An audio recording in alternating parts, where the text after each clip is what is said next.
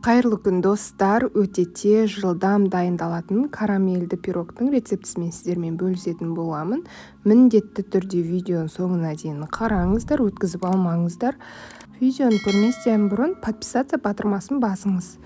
Ең алдымен бізге бөлме температурасындағы еріп тұрған сары май және сары майдың бетіне ұн және ұн қопсытқышты електен барлығын өткізіп бірденен саламыз. Ұнның бетіне қант немесе қант ұнтағын саламыз.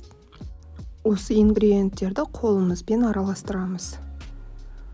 Ұн ұнтақ болып, маймен араласқанша осылай қолмен мұжу керек.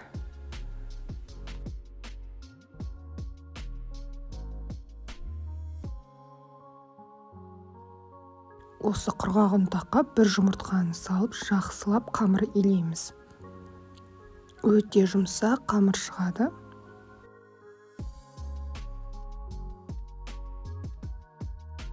Осындай жұмсақ, әдемі тесто шығады.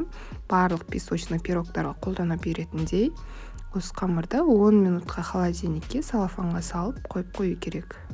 Менде пирогқа арналған осындай форма, диаметрі 24 см. Осы формаға бірденен қолымыздың көмегімен жайып шығамыз.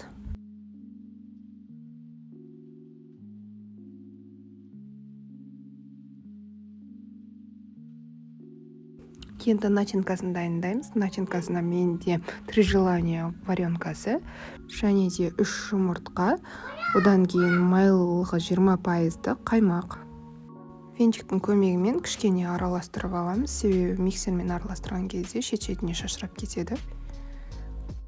Енді миксермен бір кек масса болғанға дейін бар жылдамдығын қосып араластырамыз.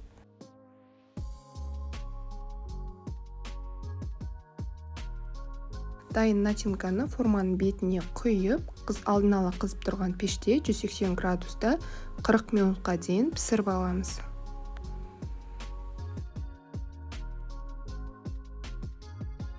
Пирог пісіп шықты, мені кесіп көрсететін боламын. Мен жарты сағаттай ғана суыттым. Іші мені толықтай піскен, өте әдемі болып шықты.